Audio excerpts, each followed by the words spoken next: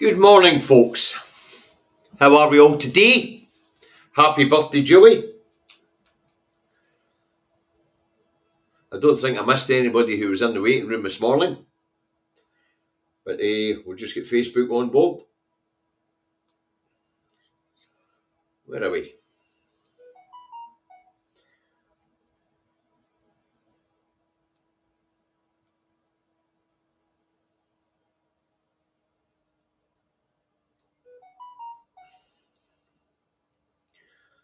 Two seconds, folks. I'll be right with you.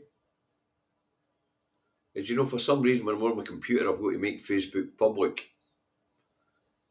Anyway, good morning, everyone. I hope I haven't missed anybody this morning. That is Facebook on board. We'll watch for somebody coming in for Facebook. We'll get this programme underway. I want to thank everybody who joined us yesterday for the 3rd anniversary of the channel. And it was a really, really nice day. Good morning, Dean. And it was quite relaxed. I enjoyed it. Made a wee change for David Russ disappearing down the odd rabbit hole, you know. Morning, Melanie. First of the Facebookers on board this morning. Anyway, let's get this programme underway now. We'll get Facebook on board. It's Indy Truck Davy out the truck and at home in his office in Salisbury, North Lanarkshire, where it is a bright, beautiful, sunny morning, 7 degrees. Not bad. Not bad for March. Anyway, let's get this going, shall we? But before we start hitting the papers, I want to say I watched First Minister's questions after the programme yesterday and when I got in last night. Well, actually this morning. And I have to say, Russell Finley's behaviour was disgusting, but to watch John Swinney spatter him earlier, he'd be facts, was interesting. Anna Sarwar was doing what Anna Sarwar normally does if he's not chasing ambulances. He was bringing reserved matters to the Parliament.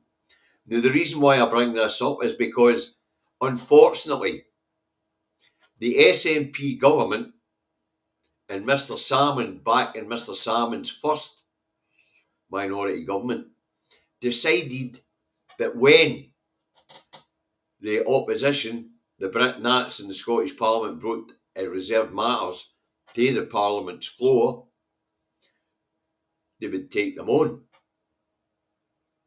which was a big mistake. If they'd have spent the last 18 years saying to the opposition, don't bring that to this door, that's reserved to that place down that road, then maybe the people of Scotland would understand that the Scottish Parliament runs very little of what happens in Scotland. Now, okay, I've said this before, folks. There is very little which is actually controlled along there in the Scottish Parliament.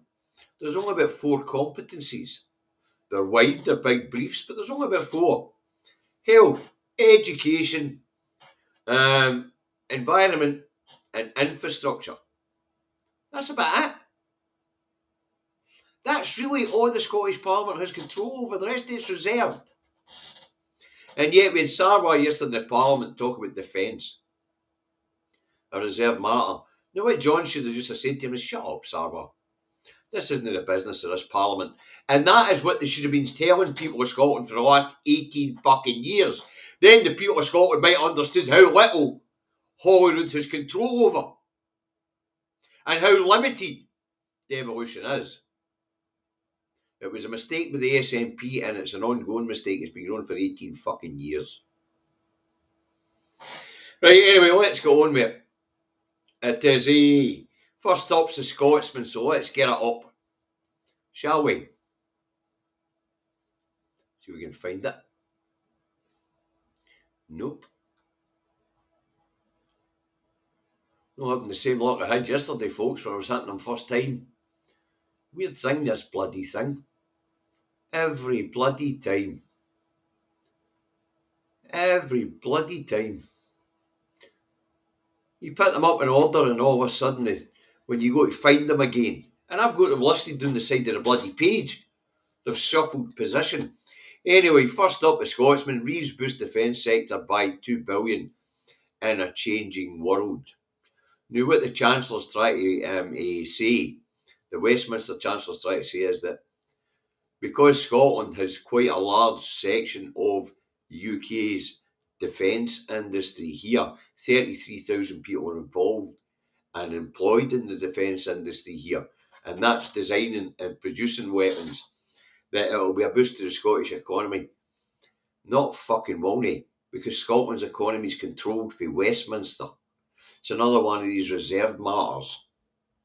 The only thing we get out of anything that's happening here in Scotland is business rates and the fact that we have people employed who then spend their wages into our economy. So this bollocks about increased defence spending being good for Scotland, it's exactly that. It's bollocks. Alright, so let's take that down. Now, next up with the scum, I don't put it up, FM. Shock meets with Prezzi's son. Swinney out-trumped.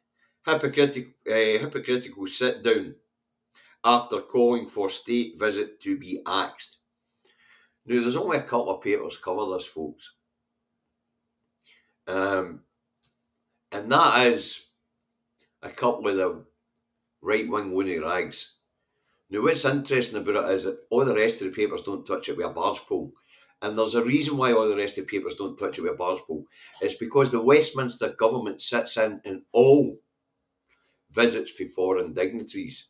Now, whether Trump's son counts as a foreign dignitary or no, he probably will at this point in time because they're all part of Trump's cabinet. Westminster must have known about that visit, and they would have had a civil servant sitting on it with John. Right, let's stick this one up. Duncan, thank you very much. Good morning, all. Feeling better today. We'll feel even better after a day. A day rant. I've had one already, mate, so you're winning. You're definitely winning. Right, after the scum, we have a daily fail. So let's stick that up, if we can find it. Maybe take me a wee second or two to find it, because nothing's where I put it.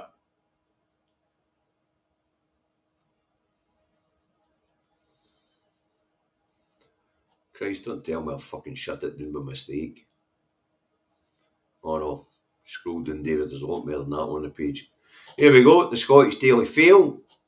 And it's got hypocrite Swinney rolls out the Trump red carpet. What do you want him to do? Ignore him. But what I will say is, talking to Trump's son didn't help, as Trump just slapped 50% tariffs on whiskey. Huh? I think Trump's trying to isolate himself from America for the rest of the world.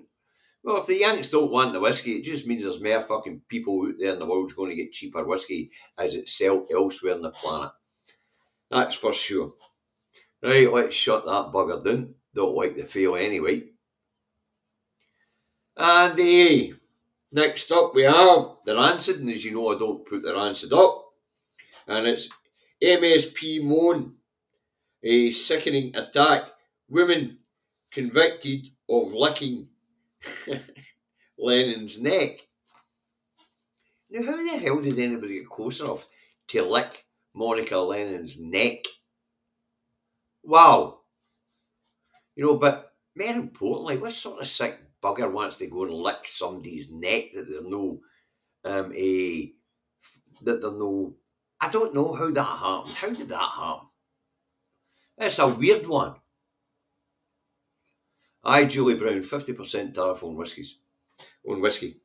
But, I mean, how did that happen? How did somebody get in close enough to lick Monica's neck? Wow. Anyway, the person's been convicted for it. Oof. Oh, some weird shit goes on in Scotland, that's for sure.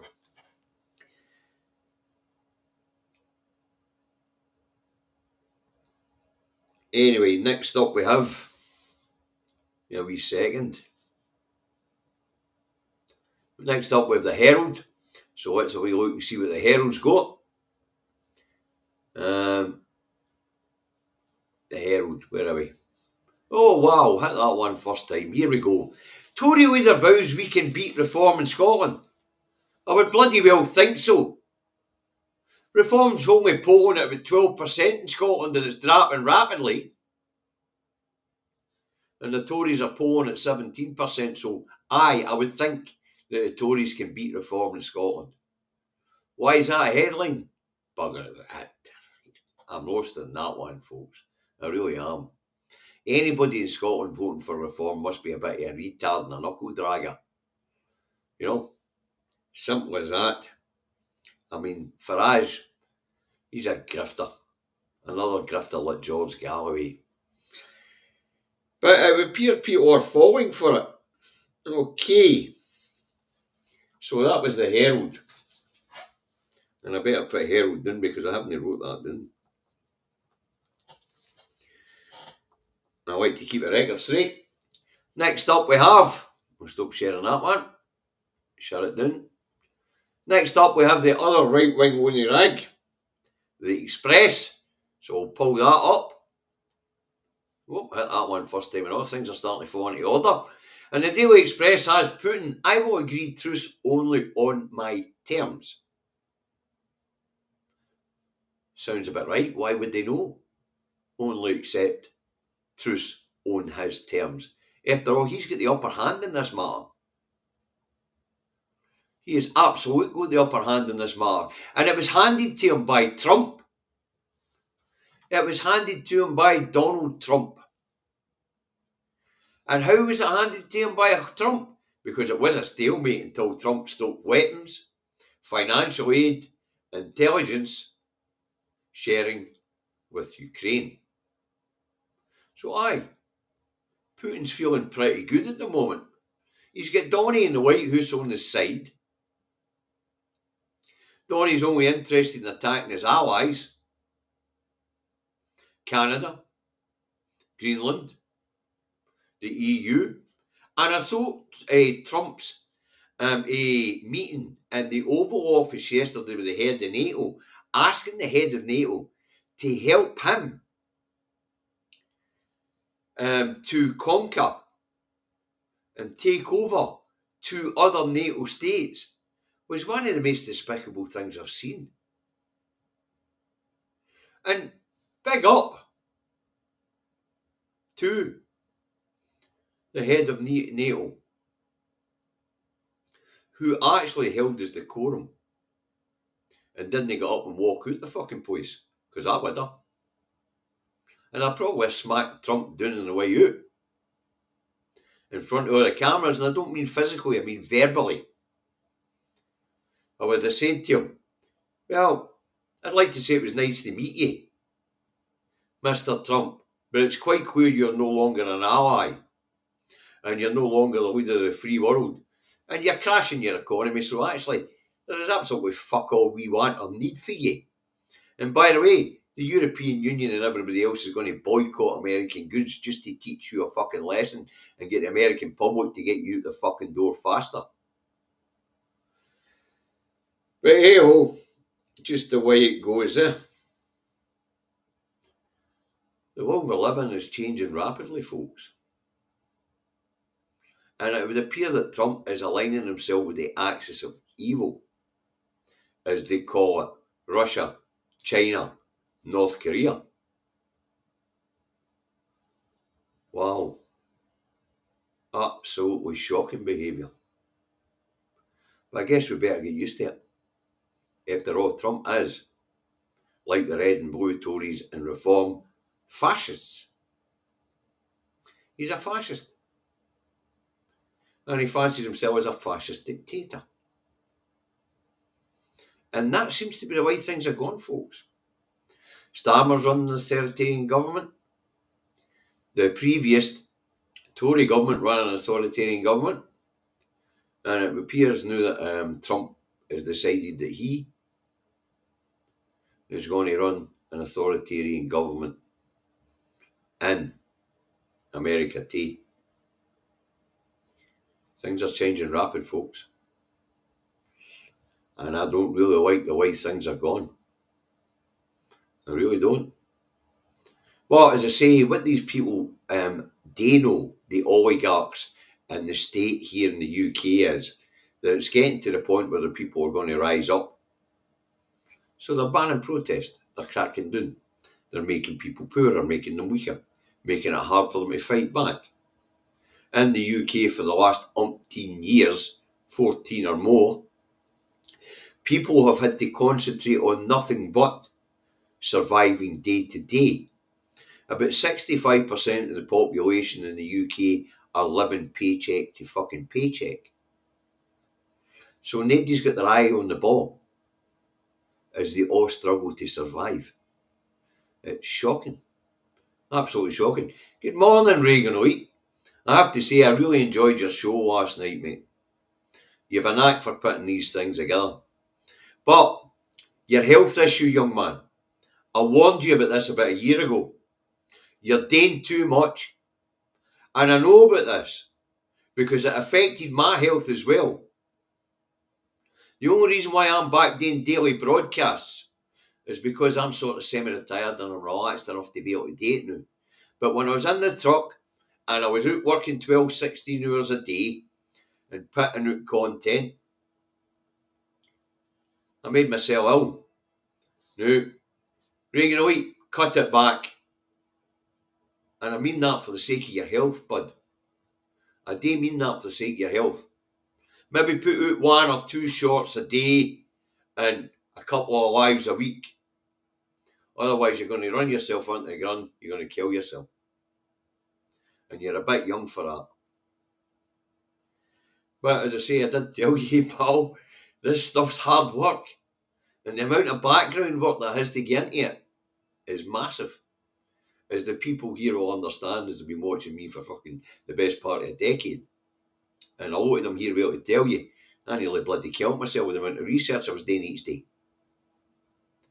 I was going to work in 12 hours and then coming in and spending 6 to 8 hours on research. That only left me a couple of hours for sleep. That ain't good. And Stephen Bankier remembers that. Right, anyway, what paper was that we just done?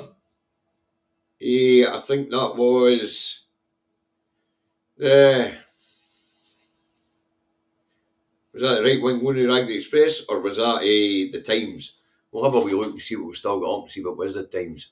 No, it wasn't. It must have been the Right Wing Looney Rag the Express. Anyway, let's get back to it. We'll put the Times up. If I've already done that, sorry. Times, where are we? Nah, the Times, here we go. And the Times has Putin back ceasefire in Ukraine, but on his terms. And like the previous headline, same headline, why wouldn't he? Donny's given him the upper hand in this conflict. And Donny is behaving like Trump in America. Sorry, Donny's behaving like Putin in America. Him and his demigod, Elon Musk. Right, let's take that one down because I think the next headline's a bloody same as well.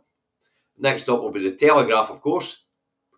It's always follows the Times. Jesus, thanks very much. Wow, Laura. Laura, you've made some massive contributions earlier this last wee while. Thank you very much on behalf of the community here and on behalf of the people of the community here help. You're an absolute superstar. Absolute superstar. Must have been a short-sighted giraffe licking Monica's neck. I believe it is suffering from gastrointestinal issues now. Thanks very much for giving us all a smile this morning, Laura, as well as your kind contribution to the Food Bank Fund.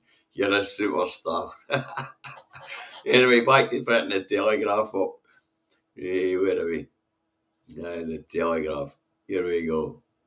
Peace on my terms, warns Putin. I can't really elaborate any more on that. You know, the president of the US has handed the president of Russia the upper hand in this conflict, much to the detriment of his NATO allies and to Europe. You see, I don't like the way things are going. Not great. Right, let's take that down. Next up, we have the National. Now, what's the National got for us this morning? Shall we have a wee look?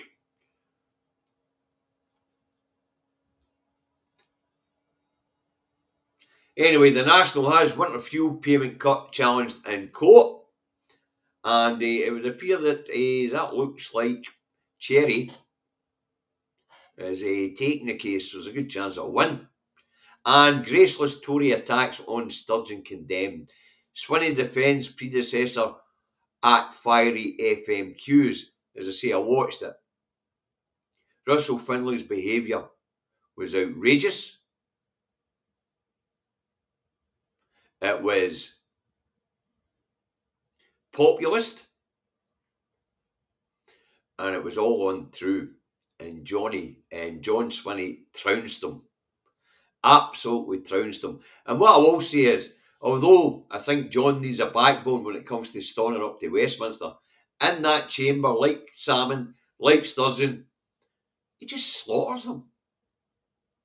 But it's no hard, because there's only half a dozen brain cells between the whole of the Tory party and the whole of the bloody Labour Party. Only half a dozen brain cells spread across what's that, 40 odd MSPs. It's no hard to slaughter idiots. I do it every fucking day. It's no hard. And Israel using systemic sexual violence in Gaza, expert says. You know, that doesn't surprise me. That really doesn't surprise me. The Israelis are suffering from bloodlust. And that throws all morality out the window. All morality out the window. And at this point in time, they're no dehumanising the Palestinian people. They're dehumanising themselves in the eyes of the wider world. And there's calls for council to oppose any Trump visit to capital. Won't make any difference. Another reserved matter. If Westminster decides that Trump's coming to these islands, then Trump will go wherever he fucking likes in these islands. Okie dokie. But that thing about the Israelis using sexual violence in Gaza, that does not surprise me. In conflict zones, when bloodlust takes, rape, murder, looting, or taking the spoils of war, as they call it, become the norm. And that's no me saying that. That's history tells us that. And you can have a look yourselves. It happens. When bloodlust takes over and you've dehumanised the other to the point where you treat them as animals, then all the rest of these things kick in. I mean, what we did see, and I've seen videos of it, is Israeli soldiers ransacking vacated Palestinian homes and pitting on women's underwear on the top of their uniforms. Some real sick puppies out there in Israel. Some real sick puppies. Next up, we have the eye. What's the eye got for us today?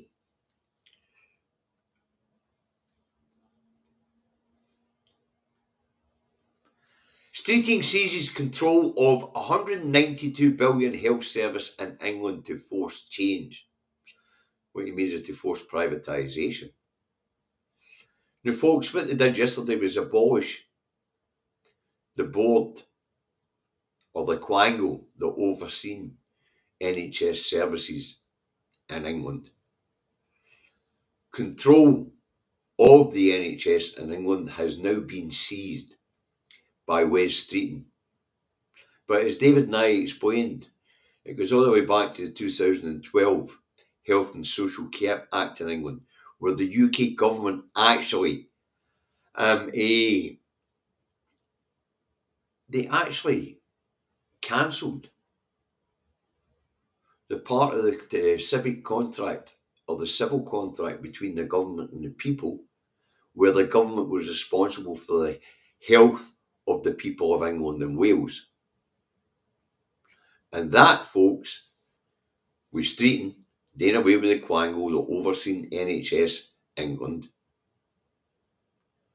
means that Streeting now has complete control over the destiny of National Health Service in England.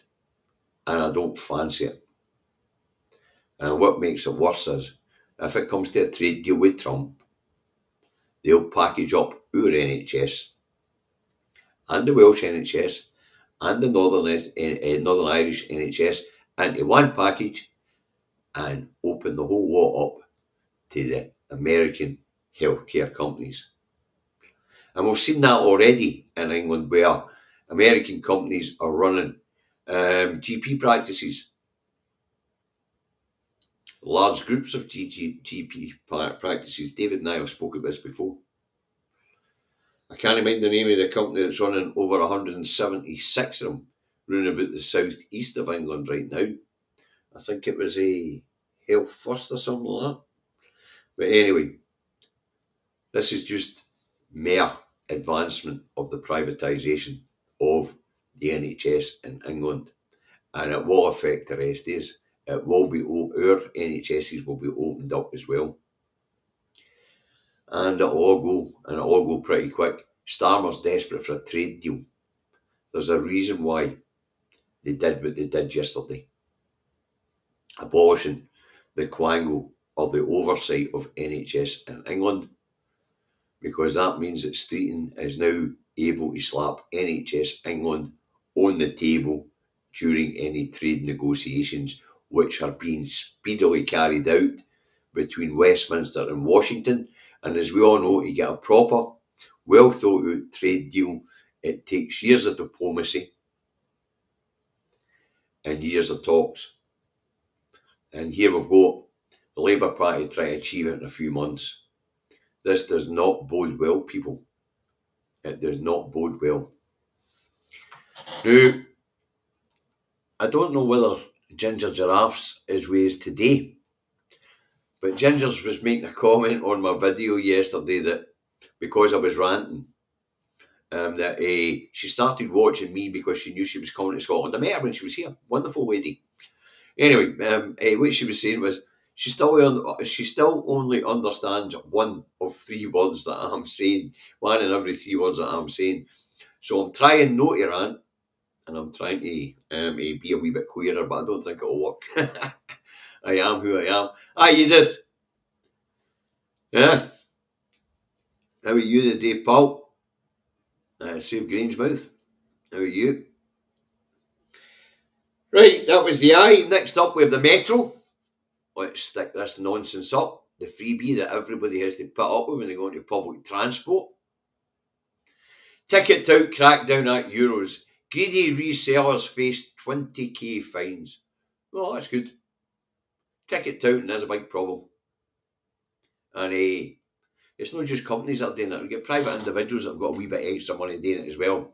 Now we buy 5 or 6 tickets at 20 quid and sell them on at 100. Unbelievable. That's for sports events and, of course, music, theatre, cultural events, the whole fucking lot.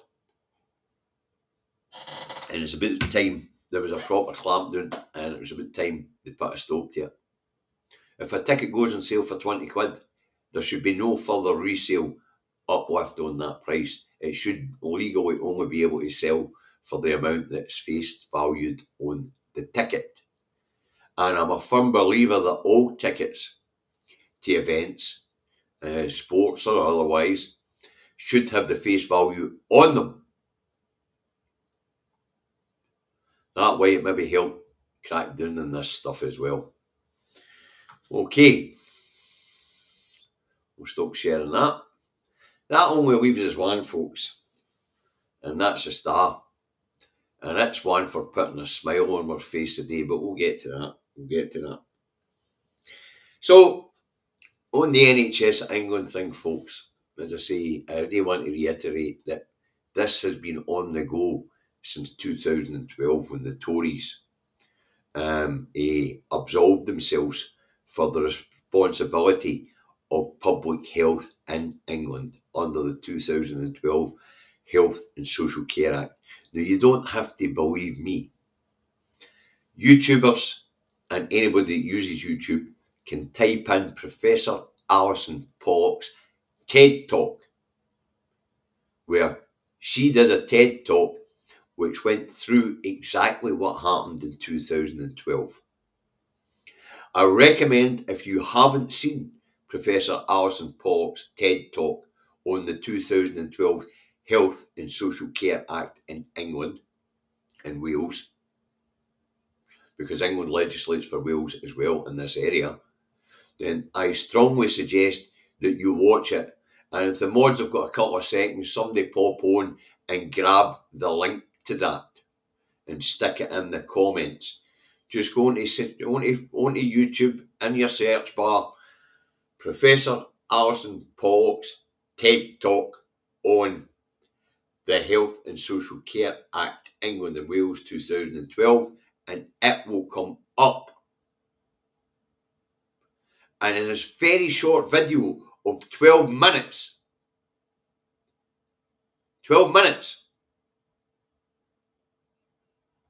she explains it. She explains it very well.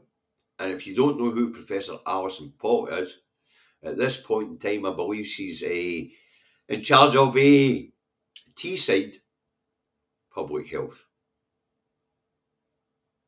So, as I say, if one of the mods has got a wee second, as well as sticking Daily Blaze's channel link up, because the day's the day for the Friday Frolics on Daily Blaze's channel, that happens between 5 and 7 o'clock at night. I would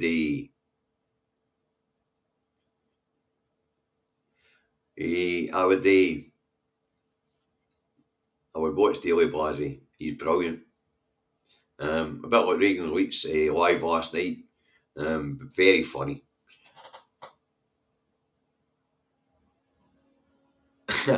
And Jim Stevens says there's no such thing as a Davy translator or silencer. No, there isn't. There certainly is not. Nobody shuts me up. If I've got something to say, I'm going to bloody well say it. Simple as that. I haven't seen that one, Clog Dancing River. I'll put that one up. Watch the John Pillinger a documentary, The Dirty War in Britain's Healthcare. It's in there as well with the frightening preview of what the private healthcare will look like in the UK. Oh, thanks very much. I need to look that up. Clog Dancing River.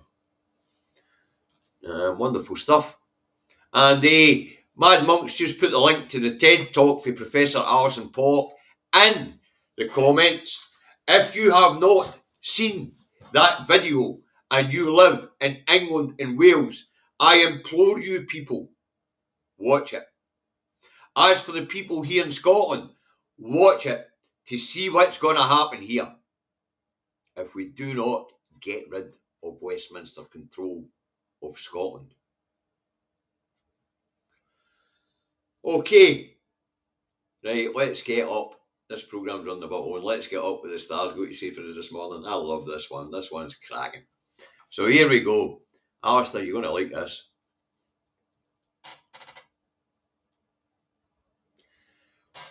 We are saved. Robots don't have a clue about clocks.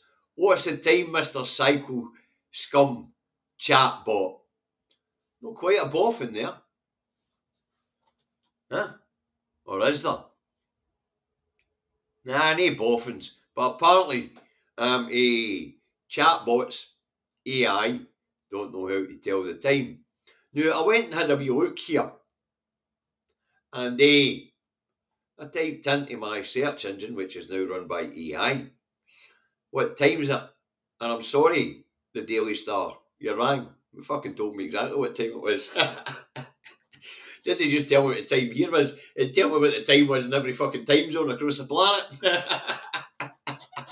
So I'm afraid the Daily Star, although it's a cracking headline, has let us down today. Oh, it's also carrying on with banging Trump and apparently plonker Trump, page 10 and 11. I maybe actually nip out and buy it for that one today. Okay. Listen, folks, thanks very much for tuning in. Great numbers again today. This is the last one of the week. It's been a good week. Although I have to say, I'm a bit disappointed in the food banks in Alloa and in Alva, where I have left umpteen messages. I even spoke to the person who runs the food bank in Alva last Friday. They said get back to me on Monday with the details I need to transfer funds to them. And I've left messages all on their answer machine, time and time again. I'm going to give them a few more days and then I'm going to move on. We'll just take the money and give it to other communities. But if you live in Alva or in the near for Alva, nip down to the parish church where the food bank is and tell me to check their answer machine. If you're in Alva and you're near the gate, go in and ask them why they don't want our money. Go in and ask them why they would deprive the people of Alva of necessary food aid, which we in our community are trying to provide the people of Alva. I'm absolutely gobsmacked.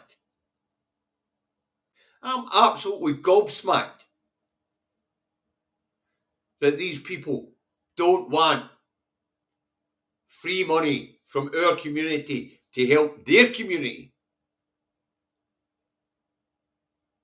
Absolutely gobsmacked. So if you live in Alva, or you live in the near of Alva, go in and ask the church why they don't respond. Go in and ask the gate why they aren't responding to my answer phone messages offering them money for their food bank. As I say, I'll give them a few more days and then I'm going to move on. I'll take that 500 quid that we haven't been able to give to Clackmannanshire and Stirlingshire and I'll give it to another council area. But folks, if you are in the Clackmannanshire or Stirlingshire area and you live near these people, please go and ask them why they're not getting back. Why they're not answering their answer phone messages. I've left them who we are, what we do, and my contact details. That's all I can do. But I want to get the money out to the communities that need it. And if these people don't want it, then I'm going to move on to another community. Simple as that. Right, folks. Have a nice weekend. I'll be back Monday morning. And David and I will be back Monday afternoon to have a wee look at what's happened over the weekend and cover some of the bigger issues. I'll do the papers, of course, in the morning. So, have a lovely weekend, folks. Thanks very much for your continued support. A, for the channel, and B, for our communities across Scotland. And I'd like to thank my friends south of the border as well, and for supporting the channel as well. Reagan Elite, Daily Blase, and of course here in Italy we've got Max Milne Roadspear, and we've got Partler Political X down there, we've got Big Mash Studios down there, we've got All Sorts who's in France. I want to thank them all for their kindness to our channel and for their promoting our channel. And folks, as well as the channels I've just spoken about, remember Independence Live has got a YouTube channel. Gordon Ross has got a YouTube channel. Sorosa's got a YouTube channel. There is good Scottish content out there. Just look it up. Have a wonderful weekend. And you might get a food review from me tomorrow. Because you know how like at the weekend saying I like to get out and about, do a bit of shopping, and drop in one of the local cafes here in North Lanarkshire. No promises, but you might get a food review tomorrow. Have a nice weekend. Bye for now.